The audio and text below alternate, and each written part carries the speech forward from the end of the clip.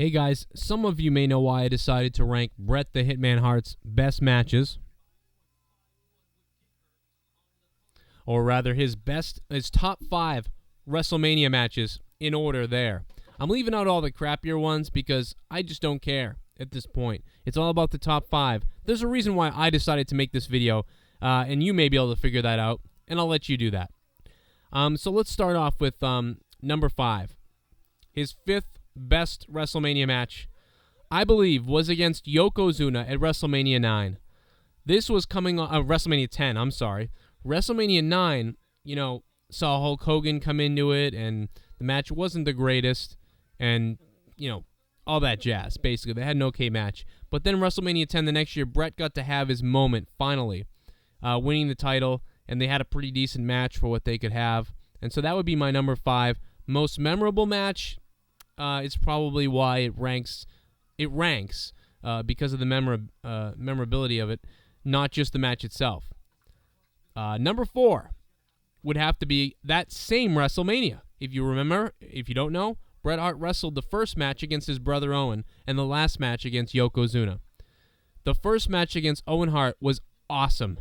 It was one of the best matches to lead off WrestleMania. I think Shawn Michaels has had one or two to begin WrestleMania that I liked as well, but this was one of the best matches, maybe the best, arguably, or maybe not since Tito Santana at WrestleMania 1. This was one of the best matches to lead off WrestleMania ever, and it was Bret Hart versus Owen Hart. This thing could have been for a title almost.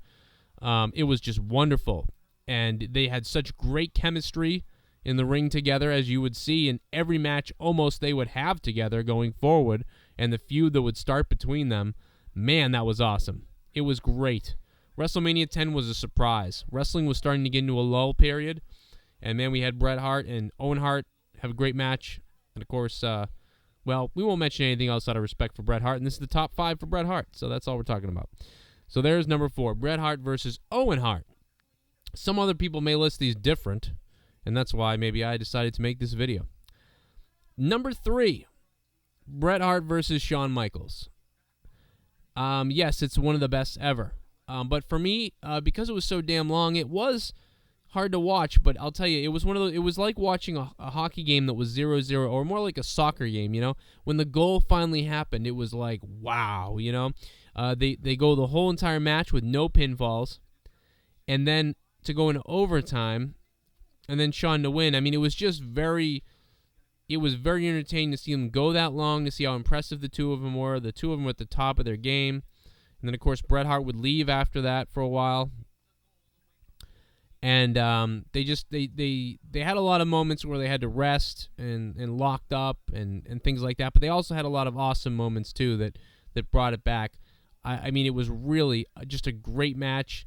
But it was a long match, and that's what hurts it, unfortunately. But it was a great match. It was, top 10 matches of all time. I'd put it in that category just because of the fact that they went so long and the payoff at the end. It was just a great, great moment, great everything. But I had to rank it number 3. Number 2. This may be controversial for some people. And some people, I've always loved this match. I have always said it. You can go back on all my videos years and years back. All my videos. I always praise this WrestleMania too, even though the WWE craps all over it in their WrestleMania DVD. Bret Hart versus Roddy Piper at WrestleMania 8 is my second best Bret Hart match at a WrestleMania.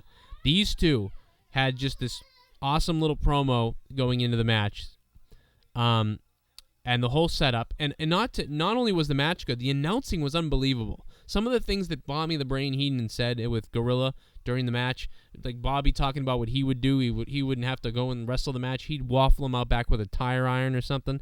Hilarious stuff. Go watch WrestleMania 8. Watch Bret Hart versus Roddy Piper. Watch the promo leading up to it. Watch the match. Listen to the commentary. It is hilarious. It's downright hilarity. But in that hilarity is an unbelievable match between Bret Hart and Roddy Piper. I think it's Roddy Piper's. There's only one match I think of with Roddy Piper, and you can say WrestleMania 1 and that stuff, but no, I'm talking about matches that made me excited. This was Roddy Piper's number 1 best match ever, to me, and Bret Hart's second best WrestleMania match. They did great stuff going out of the ring. Bret Hart got busted open. Roddy Piper was going to hit him with the bell and then decided not to, and then Bret Hart capitalizes on it by kind of playing possum in the match. You believed that there was this psychology going on in the match with Bret Hart having a psychology and a technique that he was attacking Roddy Piper with, that the commentators picked up on, and that you just believed in the match, and it was really cool. And you don't see that a lot, and this match was great. I think it was the best match, of the WrestleMania. And then I enjoyed Ric Flair and Macho Man and all that stuff, and then the stuff that happened to Hogan at the end. I was a kid, so I was excited for the Warrior. This WrestleMania 8 was way underrated. I think it's one of the best WrestleManias of all time. Shawn Michaels and Tito Santana, I think, was at that WrestleMania too. Just absolutely, I don't think the match was the best, but it was just a great WrestleMania. And so Bret Hart versus Roddy Piper, I give that number 2. It's very exciting to watch, and that's what I'm looking for, exciting. And the crowd interest was huge, and just everything they did in the match. Loved it. I want to watch it now, actually, because I'm thinking about it. Okay, it's time for number 1. The number 1, of course, you knew it was coming. You knew what it was going to be. Bret Hart versus Stone Cold Steve Austin at WrestleMania 13. Listen, I've never even been the biggest Bret Hart guy. I've always been a Shawn Michaels guy. I do love Bret Hart, but I've been more of a Shawn Michaels guy. But there is something to say. Stone Cold has had maybe his best match of all time against Bret Hart. Roddy Piper maybe has had his best match of all time against Bret Hart. Shawn Michaels maybe has had one of his best matches of all time. One of his against Bret Hart. Owen Hart, Bret's brother, I think, had his best match ever against his brother, Bret Hart.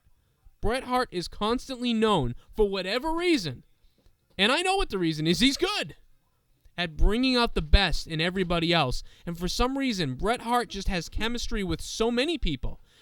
I mean, the other guy is good as well, but for some reason, Bret Hart is able to mix with so many other people, when sometimes it takes two certain guys together, and you can say, wow, Bret Hart and Stone Cold just had this wonderful chemistry. But you know what? Bret Hart and all these other people had this great chemistry too. Seems to be something with Bret Hart.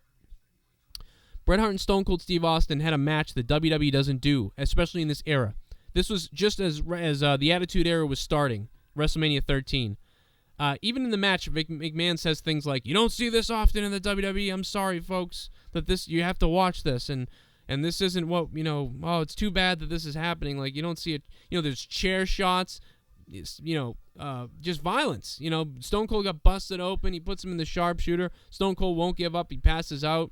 Just the crowd flipping and wanting Stone Cold to be their hero and rooting for the bad guy all of a sudden. WWE having to this all culminate at WrestleMania 13 by flipping them and making Bret Hart the heel and Stone Cold the babyface because the crowd kept pushing him. Sounds kind of like Daniel Bryan now, doesn't it? Only a little bit different, but anyway. So this match had a lot of stuff. The hardcore element and the violent element to it is what made it so good. And just the story between these two, a rivalry and a match in a rivalry that lived up to the hype.